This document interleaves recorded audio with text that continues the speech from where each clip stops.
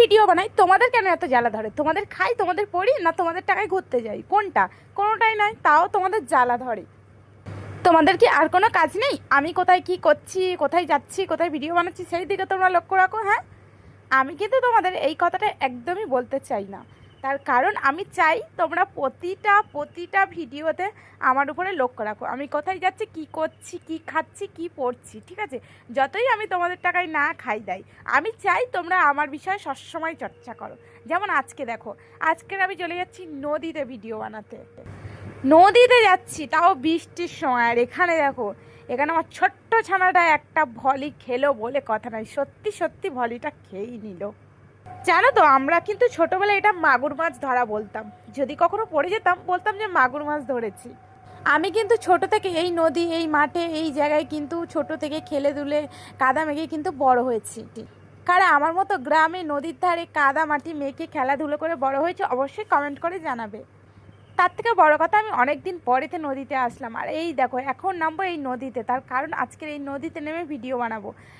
ভেজাও হবে, মজা নেওয়াও হবে, সব কিছু একসাথে করব। আর এখানে আমাকে দেখো, হাওয়া হচ্ছিল, ছাতাটা উল্টে যায় এরকম একটা অবস্থা। আর আমি খুব মজাও পাচ্ছিলাম। যতই হোক গাইস, তোমাদের টিয়া সুন্দরী কিন্তু অনেক অনেক অনেক শক্তিমান। এত হাওয়াতেও আমি ছাতাটা ধরে রেখেছি, হাতে স্ট্যান্ড ধরে রেখেছি, তোমাদেরকে ভিডিও করে দেখাচ্ছি। তাহলে ভাবো আমার কত ক্ষমতা।